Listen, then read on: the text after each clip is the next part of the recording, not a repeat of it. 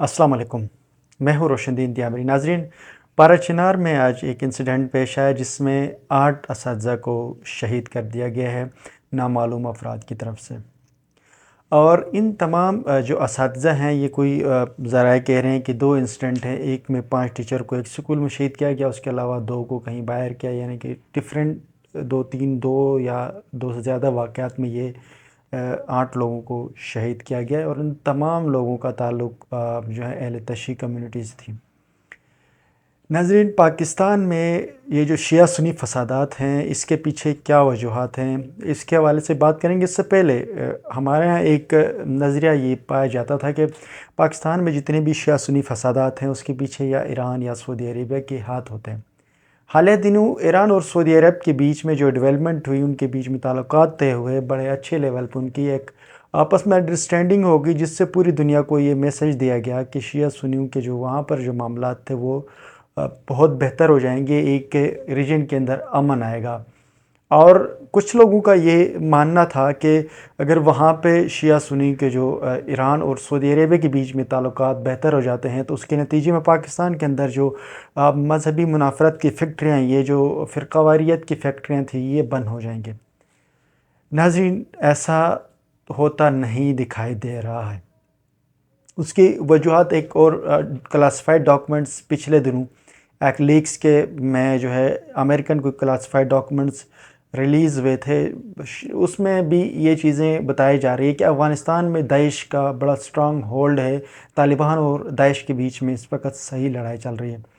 आपको ये मालूम होना चाहिए कि दाइश को फंडिंग और दाइश को चलाने वाले इदारे कौन हैं और कौन से ममालिक ने इराक़ में दाइश के थ्रू कत्ल व गारत करवाए, शाम में, लीबिया में, सीरिया में, दुनिया में जितने भी ममालिक में कत्ल व गारत में जो वहशत के तरीके से, जो वहशताना और जो स्टाइल में लोगों को कत्ल किया जाता था, वो तमाम के तमाम दाइश के अलाकारों ने की।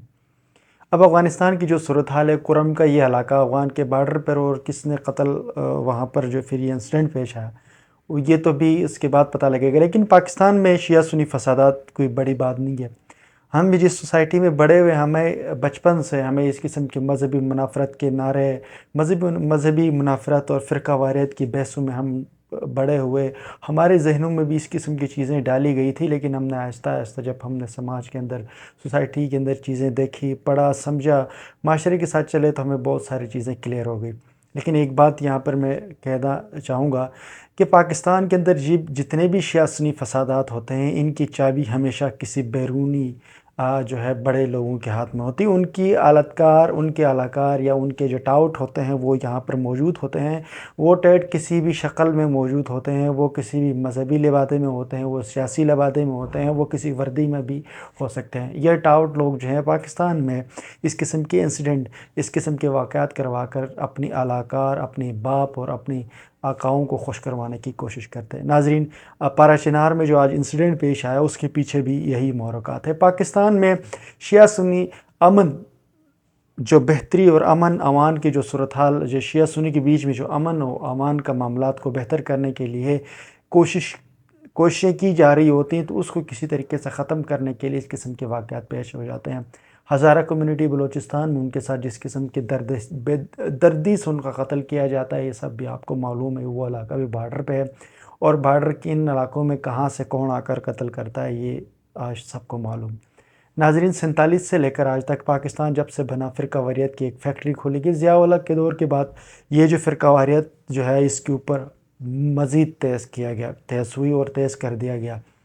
आज तक मैंने अपने 30 साल कैरियर में या उम्र में मैंने ये चीज़ें नहीं देखी कि कहीं पे भी कोई इंसिडेंट हुआ शिया सुन्नी फसादात के, तो उसके बाद उस इंसिडेंट में मुलविस दहशत गर्दों को, उन कातिलों को कहीं पकड़ा गया, चाहे वो सुन्नी किलिंग हो, चाहे वो शिया किलिंग हो, कहीं पे भी हमने नहीं देखा कि उनके जो कातिल, उनको गिरफ़्तार किया गया। ये एक बहुत बड़ा सवालिया निशान है कि मुल्क के लॉ इन्फोर्स एजेंसीज से, मुल्क में चलाने वाले, कानून नाफिज करने वाले इदारों से, कि वो आए क्या वजूहात हैं कि वो इन लोगों को गिरफ़्तार नहीं कर सकती या उनको सज़ाएँ नहीं दी जाती। जब तक इन कल्प्रेट, इन टेररिस्ट और इन दहशत गर्दों को सज़ाएँ नहीं दी जाएंगी और इनके अलाकारों को और नॉमिनेट नहीं किया जाएगा, डिफ़ाइन नहीं किया जाएगा कि इनके पीछे किसका हाथ है, یہ نامعلوم والی گیم جب تک چلے گی تو ہمارے ملک میں امن امان کی صورتحال بہتر نہیں ہوں گے۔ ایک عجیب قسم کے سینیریو ہے، اس ملک میں نوجوانوں کو قتل کیا جاتا ہے، بڑوں کو، ٹیچروں کو۔ اس ملک میں امن امان کی جو صورتحال ہے، اس پہ بات کرتے ہوئے بڑا افسوس ہوتا ہے۔ اس قسم کے انسیڈنٹ یہ کوئی پہلا واقعہ نہیں ہے، کراکروم پر بھی اس قسم کے انسیڈنٹ ہوئے، لولو سر کے مقام پر انسیڈنٹ ہوا، اس سے پہلے گلگت بلتستان میں کتنے انسیڈنٹ ہوئے، پارا چنار، ہنگو، ان علاقوں میں تو نارمل ہوتے ہیں، بلوچستان میں ہوتے ہیں، اسلام آباد کے اندر، کراچی میں۔ یہ تمام جو واقعات ہیں اس کے حوالے سے نوجوانوں کو چاہیے کہ وہ ایک شعور پیدا کریں اپنے اندر۔ میں ہمیشہ ایک بات کرتا ہوں کہ پاکستان کے جو نوجوان ہیں، 65% جو طبقہ وہ نوجوان ہیں، ان نوجوانوں کو چاہیے کہ وہ تھوڑی سی اپنے اندر ایک پازیٹیو سوچ پیدا کریں، وہ اس چیز کے حوالے سے تحقیق کریں کہ اصل مسائل کہاں ہیں، ہمارے جو سسٹم کے اہلکار ہیں، سسٹم کو چلانے والے ہیں، یہ لوگ کیوں اس چیز کو ٹھیک کرنے نہیں چاہتے؟ کیا وجہ ہے کہ فرقہ واریت کی یہ فیکٹریاں ابھی تک بند نہیں ہوتی؟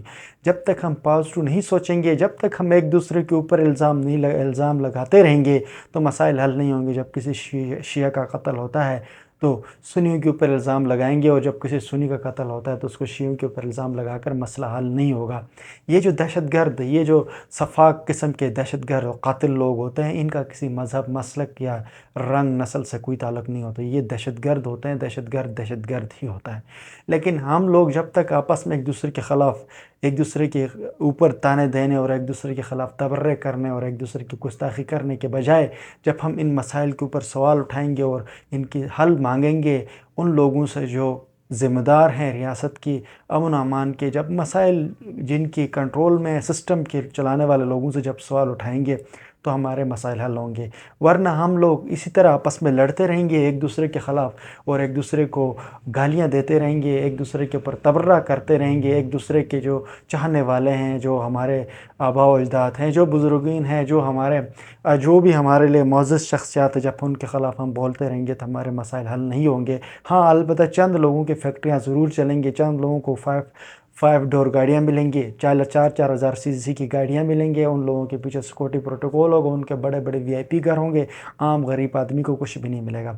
میری آپ سب سے یہی ریکویسٹ ہے کہ آپ ان ایشوز کے اوپر جب بھی نوجوان جو ہے وہ تھوڑے ٹھنڈے دماغ سے سوال پیدا کریں، سوال پیدا کر لو معاشرے کے ان لوگوں سے جو اس نظام کو چلانے میں، یا اس نظام کے چلانے والے اعلیٰ ہیں، یا اس نظام کو چلانے والے ہیں، یا ان کے سہولتکار ہیں، ان کے مددگار ہیں، ان سے سوال پیدا کر لیں۔ جب تک ہم سوالات نہیں اٹھائیں گے تو ہمارے مسائل حل نہیں ہوں گے۔ نیکسٹ ویلاگ تک کے لیے مجھے اجازت دیجیے۔ اللہ حافظ۔